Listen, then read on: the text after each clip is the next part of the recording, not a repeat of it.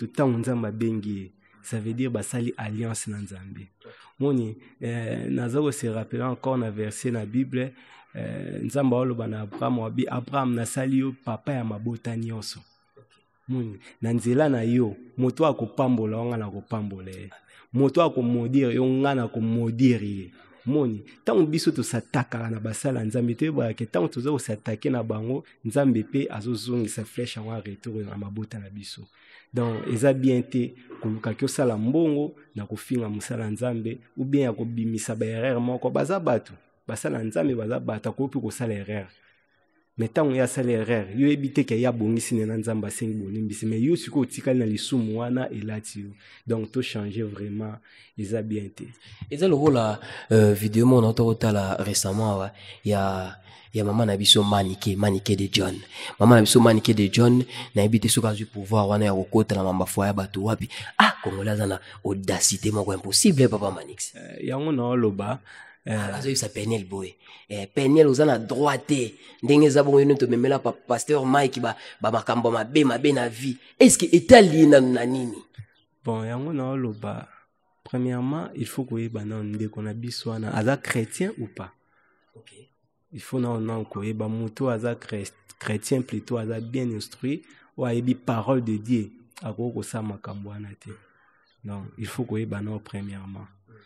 Donc na yepete na émission pour na loba baya vraiment na stade, pourquoi pas tout ça la plein wana na stade pour na lokuma nzambe. Donc biso tozo ya poto célébrer nde o ya pesi biso nyonso souffle. Omoni na loba loko moko webi ba païen des fois ba terre biso mieke biso ba chrétien. Pourquoi? Ba païen bazaka na bolingo moko bazaka na sensibilité moko. Donc sous bazana organisation moko ya bango ba se mobilisaka po ba kota ba kende. Mais pas na biso ba chrétien c'est comme si place vie ezalaka batu batsa ngo kate. Moni batu balinga kolanda ba biloko eza ba futilité bisengo moko inutile mais place vie eza batsa kate.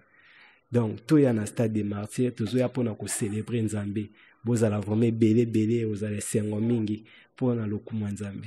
C'est bon omoni Bible lo bana biso yango elangeza monene. Basali baza moké. Ça veut dire stade des martyrs peut-être mon a abeti yango te ke pona frère fallait abeta qui non abeti te pona bongo. C'est juste azo ça l'évangélisation. Évangélisation mais ezana batu mususu pe na lobite keza papa Mike azo sala bongo non ezana batu mususu pe bazo beta stade des martyrs pour attester pour popularité o yazana on moni abeti ka juste pour ba ke batu pe balanda nga balinga ngai mais tant mutu mususu OK ko beta ngo balanda te mena osala ngo pona lokumu nzambe wana ndi ezana prêt à payer.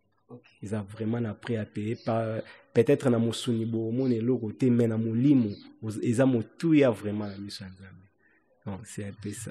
Okay. Big up.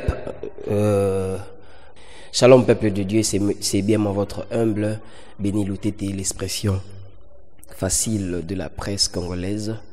Voilà, aujourd'hui je suis heureux de partager même plateau avec l'homme de Dieu. Voilà, il va se présenter, mais avant tout, j'aimerais à ce que tu puisses Nzambe Matondo na kantik oyo et on se retrouve tout juste après.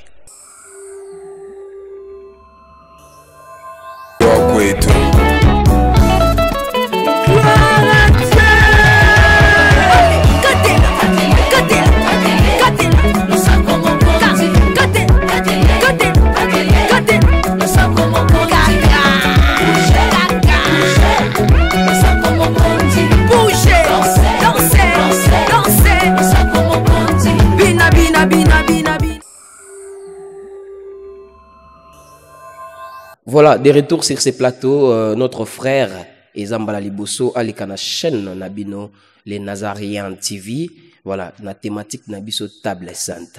Alors, Toti Kaye à s'exprimer, ne zappez pas à rester branchés, aidez-nous à partager les liens pour que Evre Oyo Kende Susu Mosika Nzamba Kozanga te kopambola bino. Sans plus tarder, ndeko ko se présenter et Toroyo Kaye. Mbote papa béni. Kombolani. Kombolanga frère Manix, bonne année. Bonne santé. santé za kimia kitoko vraiment na ngolo nzambe nzamba zo sala ngolo. Aïe, frère Manix, bonne année. Na lukibino il y a longtemps. Vraiment eza ngolo kokuta na lisusu na bino mokola lelo. Pour mingi tozaka na bango yo ebi ba série wana ebele bazate batika biso men nzamba zo sala biso ngolo. Kaka ndenge makomine lobi, il renouvelle sa bonté chaque matin dans nos vies. Mes frères et sœurs, ce n'est pas au hasard Nzambe a permettre ngana tous à l'envie et ce n'est pas parce que nous avons mérité pour ezane belé batambola ki malam koleka ngai na yo kasi Nzambe asili ko benga bango baza susu parmi ba vivante. Alors ngana yo tous envie, pourquoi pas to tondaye, pourquoi pas to kumisaye, pourquoi pas to élever. Alors Papa Nabiso Manix, j'aimerais à ce que Mabiso même na prière à moké yamboto kota vraiment na mituna Nabiso. Vraiment. Merci beaucoup. Tokanga misto bondela.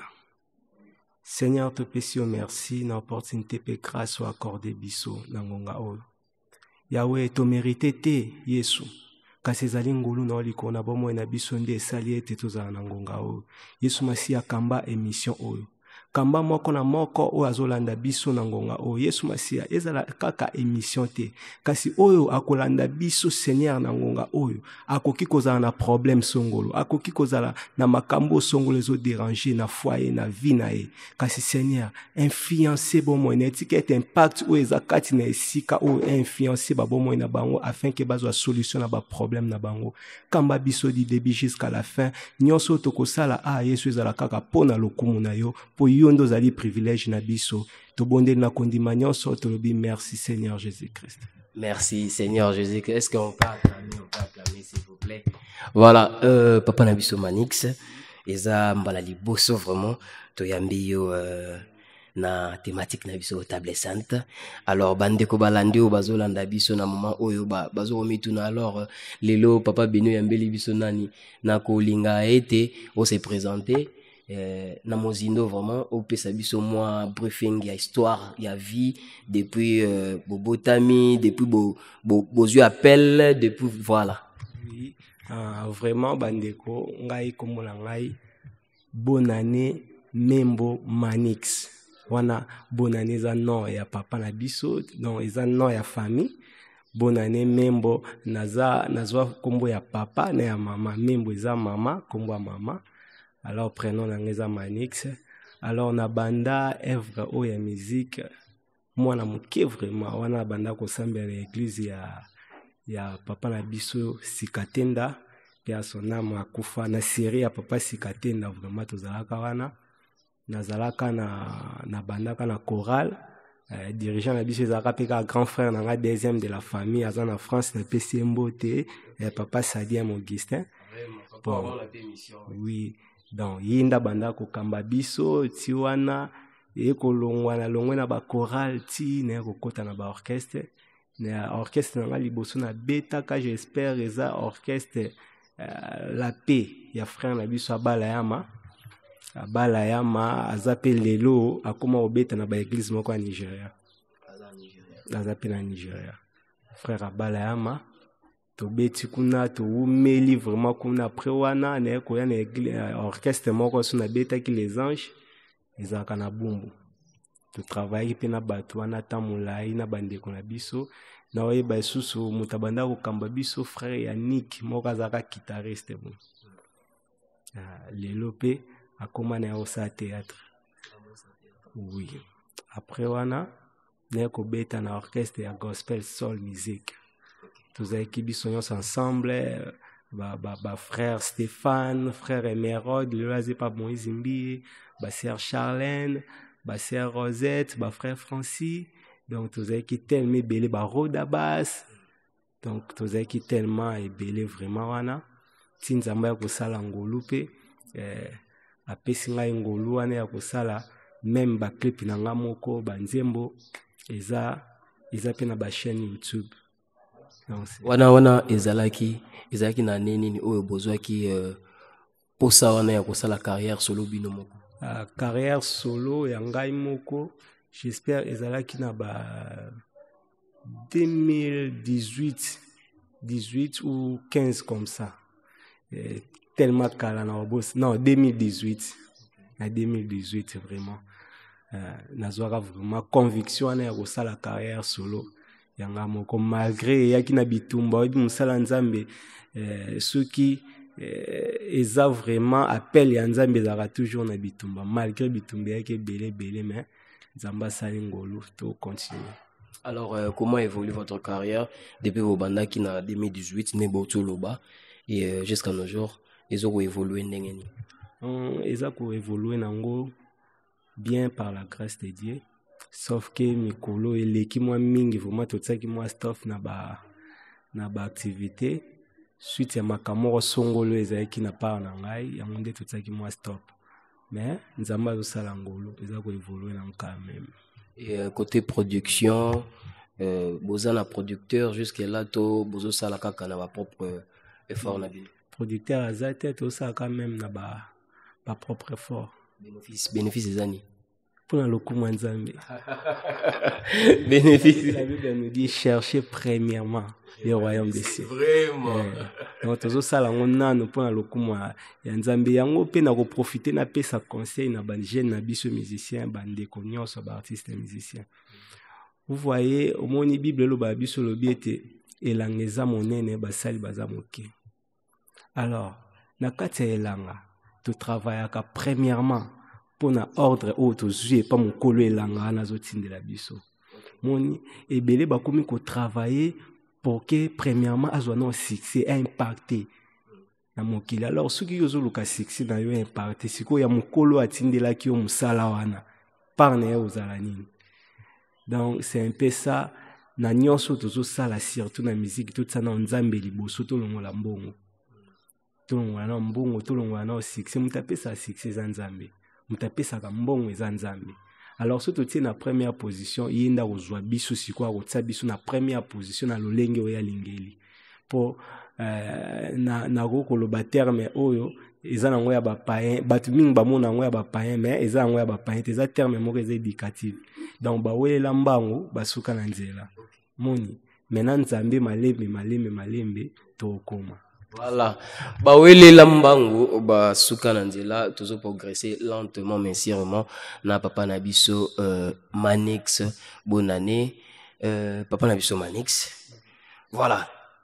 Na rolinga mpe nazwa moi explication moke relation moke nini obozali nango na bandeko nazo linga sikoyo na lakisa yo voilà les premières photos.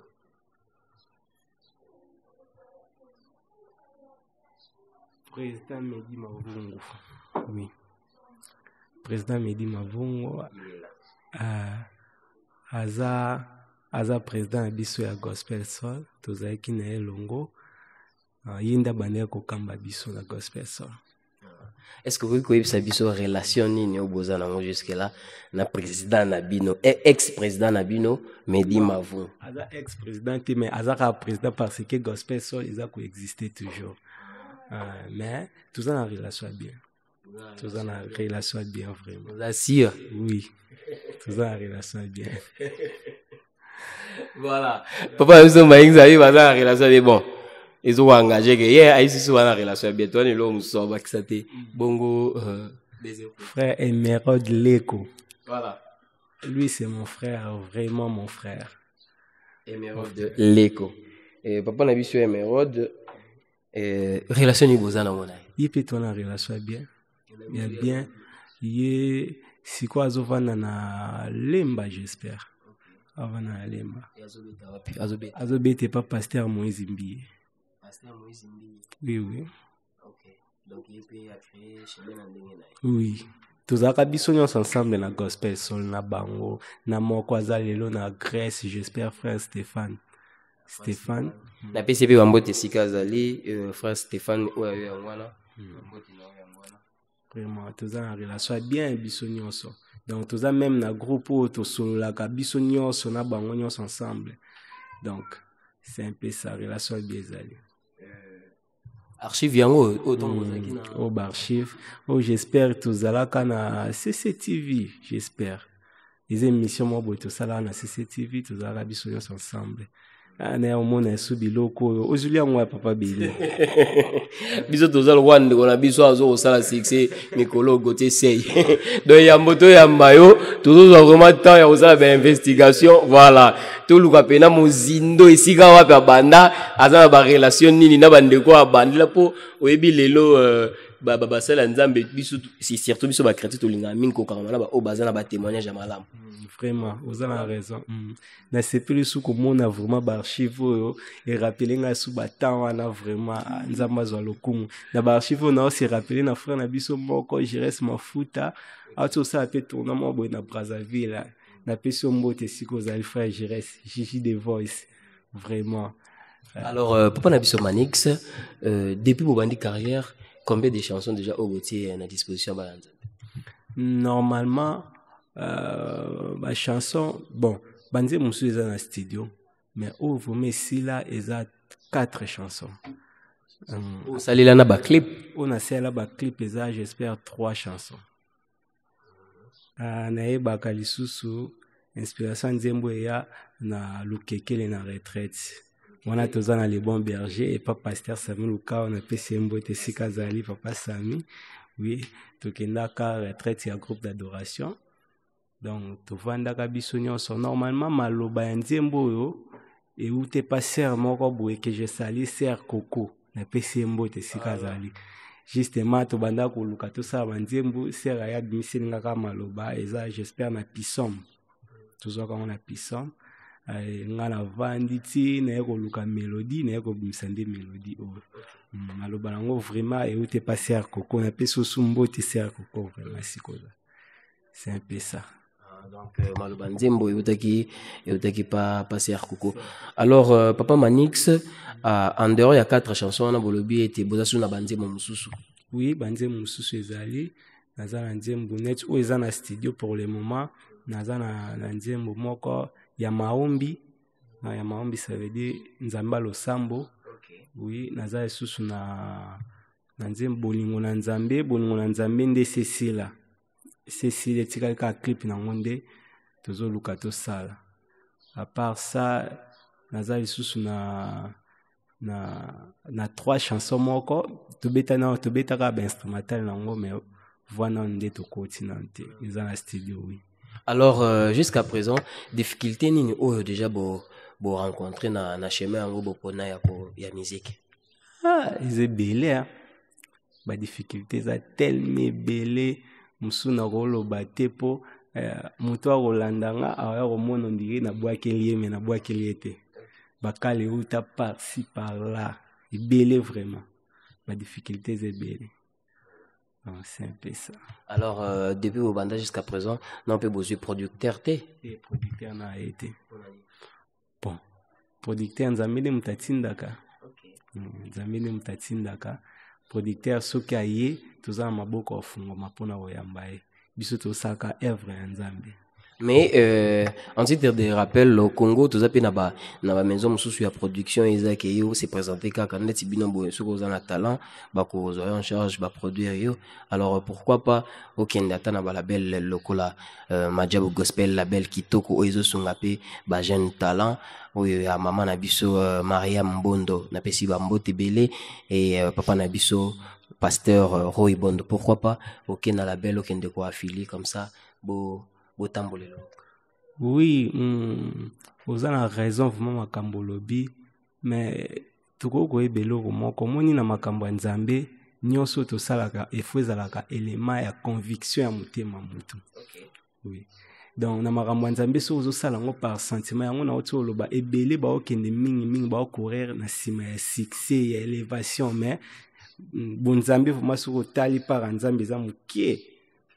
Les hommes qui vraiment donc na nyonso to sala ya Nzambe et donc beat donc na koloba élément ya conviction ya motema na biso feza premièrement Nzambe tellement conviction na vraiment ya kokende koluka na majabu nano ou bien ya ba producteur mususu nano yete mais eza nango pe ida malamu eza ke soki na zumu ko na kozo opportunité wana na kokende vraiment mais nano yete.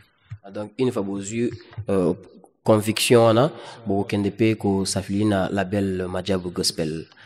Voilà, un grand merci pas ya Olivier Mpoyi, les PDG, il y a agence Nabiso Winner Consulting, ils ont na disposition Nabino affiche bazoche Labino on n'a pas les monteurs, les coordonnateurs Chris Malamba, bo pesa bango confiance, ba osala musala kitoko mingi so za posa osalisa ba démarche na pour kende Canada. En tout cas, c'est un homme bon, un homme vrai, un homme sincère, pesa et confiance au komona mikili ya poto. Alors papa Nabiso Manix, bonne année.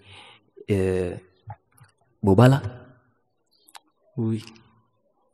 Kumba mama nani? Sarah Makiese. Ok, Sarah Makiese. Obiso question uti wapi? Tulingi teke oh non papa za divorcé, oh non papa po msala bo ponyo yaro zala homme populaire ezana ba caprice nango ezana ba caprice. Oyebi makambo uzule ka mikolo na internet ya pardon ya mama na biso Peniel na pesi bambote omoni ndenge ba internet ndenge ba interpréter yango au début. Oui, bon nazolanda pe makambo ngo wana mais omoni elo biso ba congolais te ba tezani ezana ba bilo muso eza ba vie privée ya moto. Oni notre pasteur Mike aza mutu munene kati na mboka o. Aza mutu munene kati na mboka o. Il faut pas ezana makambo muso eza ke ba bilo muso il faut esolola kana kati. Il faut pas que ekomaka na ba internet congolais so amonika mo eloko moko boyebi mi donc ya zongo élément na ya kosela ke pozo mbongo na sima mutu ya lisumu eza péché. Eloko nga oloba na bandeko bozolandela ka ba vie ya bato na internet pona kosela ngombongo eza lisumu to bongo la vraiment mutema. Vraiment c'est un peu ça. Jusque là bandeko na ngai c'est comme si congolais azoye banano ko sala l'internet té. Voilà, je pèse bien mes mots. Pourquoi dans le bongo? Parce que to lingi please kozwa baise na si mama. So za posa yo sala baise. Papa, longola bilamba sala o moni o sala tia na page na yo, ça n'engage que toi pour eza vie na yo moko. Mais pourquoi o lingi ka kozela ya moninga pour que ozwa o baby sa réputation? On se manque pas de Dieu. Et surtout basali ya nzambe basakana na bangote. N'habitez ceux qui toujours se faire comprendre. N'habitez ceux qui n'ont tapé à côté papa Manix. Vraiment, ozolo ba bien. Oebi problème au biso to eba ate zarani. Omoni mutu ta nzamba bengi. Ça veut dire basali alliance na nzambe. Moni nazoko se rappeler encore na verset na Bible nzamba oloba na Abraham na sali yo papa ya mabota nyonso. Moni na nzela na yo moto akopambola wanga na kopambola. Moto akomodire yo ngana komodire moni tant biso to sataka na basala nzambe te ba ke tant to zo satake na bango nzambe pe azozongisa flèche en retour na mabota na biso. Donc eza bien te koluka kyo sala mbongo na kofinga musala nzambe ou bien akobimisa ba erreur moko baza bato basala nzambe baza bata ko pe ko sala erreur. Mais tant ya sala erreur yo ebite ke ya bongisi na nzamba sengi bonimbisi mais yo siko tikali na lisumu wana elati yo. Donc to changer vraiment eza bien te. Eza lokola vidéo mon ototala récemment ya maman na biso Maniké de John. Maman na biso Maniké de John na ebite soka du pouvoir wana ya kokota na mamba foya bato wapi. Ah Congolais na audacité moko impossible papa Manix. Yango na loba azo sa Peniel boy. Peniel ozana droite ndenge za bongo to memela pa pasteur Mike ba makambo mabe na vie. Est-ce que etali na nini? Bon yango na loba premièrement il faut que bana ndeko na biso na aza chrétien ou pas. OK. Il faut non ko ba muto aza chrétien plutôt aza bien instruit ou ayebi parole de Dieu akoko sa makambo na te. Donc il faut que bana premièrement.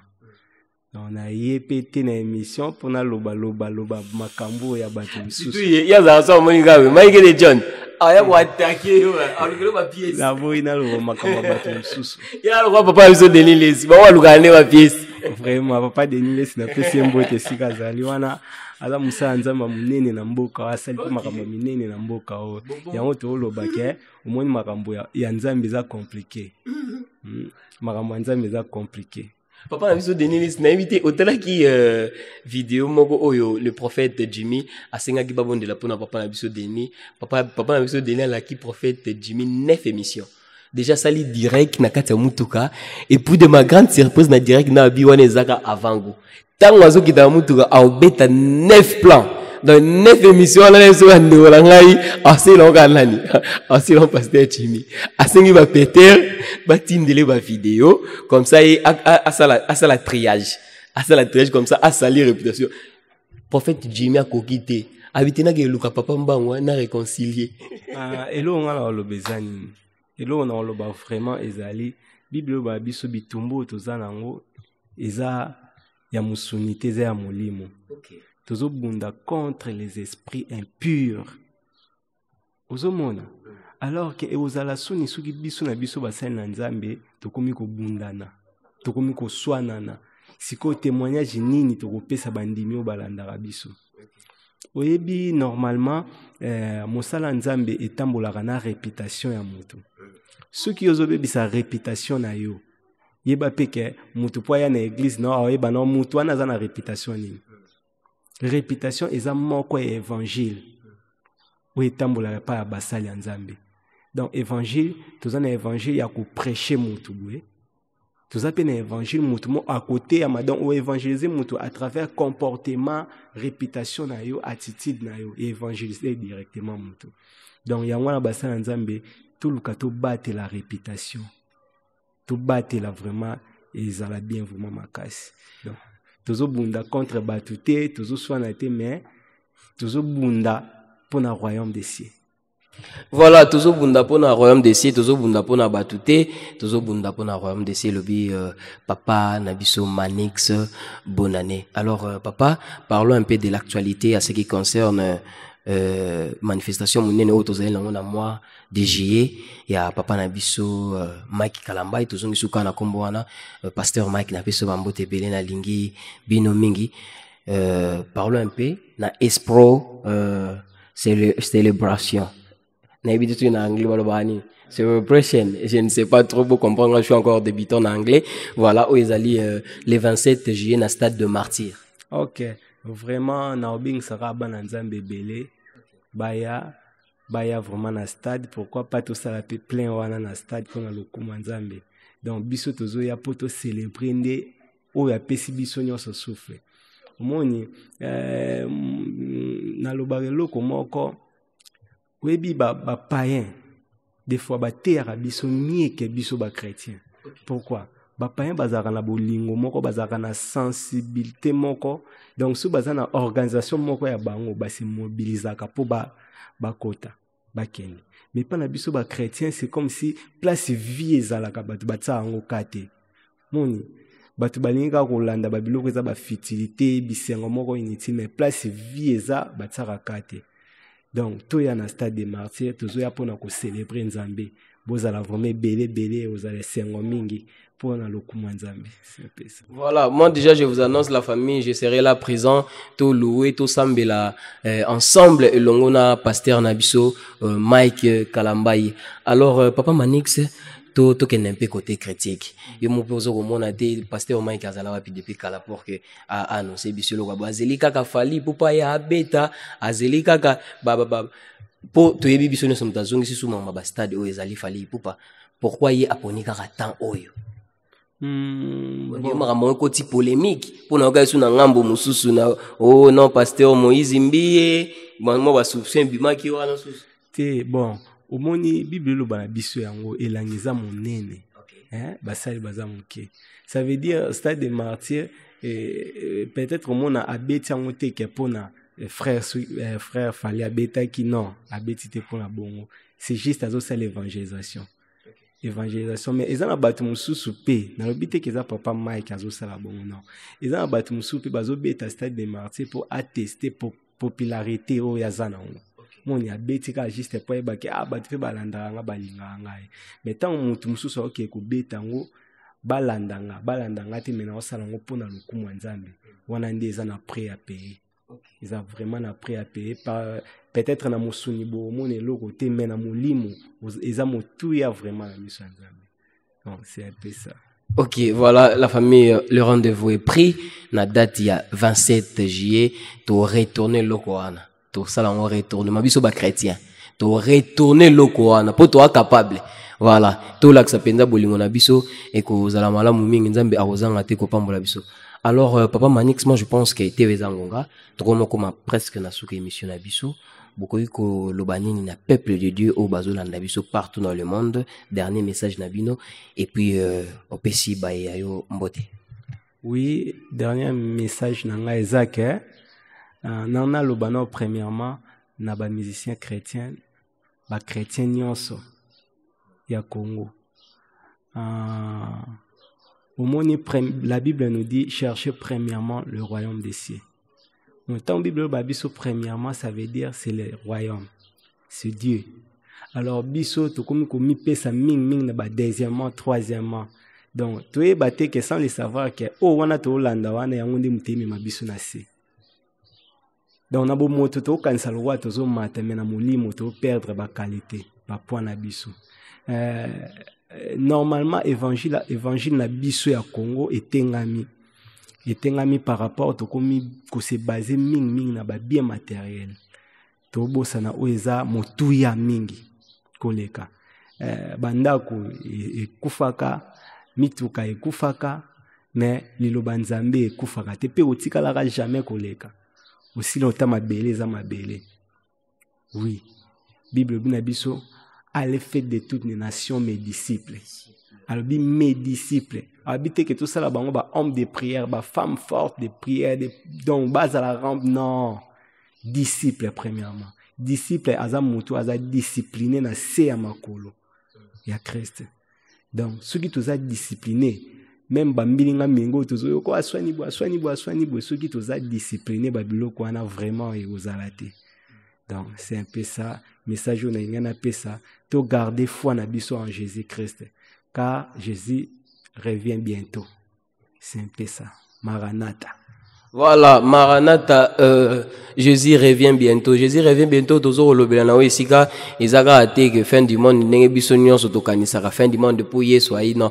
Ça peut arriver que lobby obimina tongo batutio okufi. Ça peut arriver que sali crise okufi fin du monde na onde konanga ya ngwana alors to milengele et ko zala malamu mingi pona to mona bo konzi tata. Papa na biso Manix na banza ete mais ezali mbala liboso pe asuka te ko yamba bino na table sainte alors 2 ou 3 personnes bo ko pesa mbote.